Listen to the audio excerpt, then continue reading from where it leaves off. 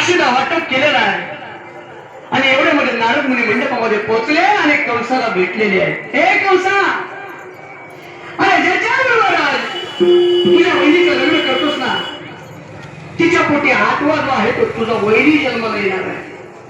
8वा तुझा वध करणार आहे. राम याला सख्या बहिणीचा आणि कंसाने तलवार हातामध्ये घेतली महाराज आणि बघल्या मंडपामध्ये त्या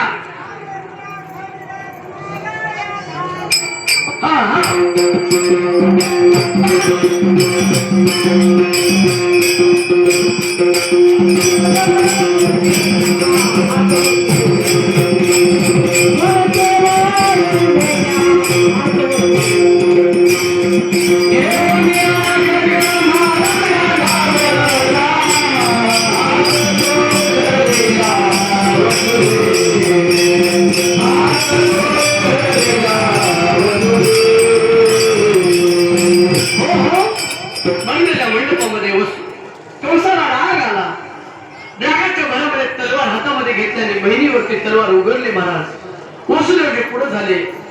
नांदणारे वर्णन करतात, घेऊन या खड्ग माराया धावला, हात तो धरला वसुदेवे. वसुदेवजी पुढे गेले आणि हात धरला.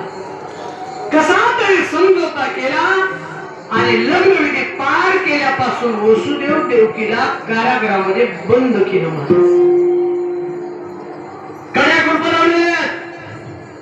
वसुदेव देवकी रात्री निघून जातील किंवा यांच्या पोटी आठवण कडे निघून जाईल, काही सांगता येत नाही.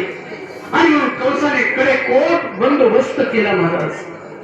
कड्या पुढचं लावले. वसुदेव देवकीच्या पायामध्ये बेड्या टाकल्या, साखर दंड बांधले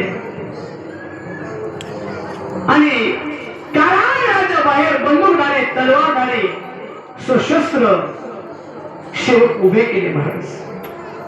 ते योग असा आला.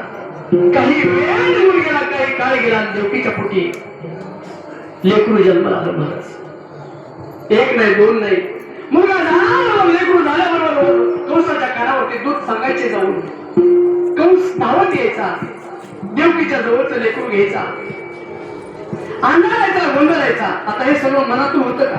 वरून नाटक होतं महाराज. सख्या बहिणीचं लेकरू आहे,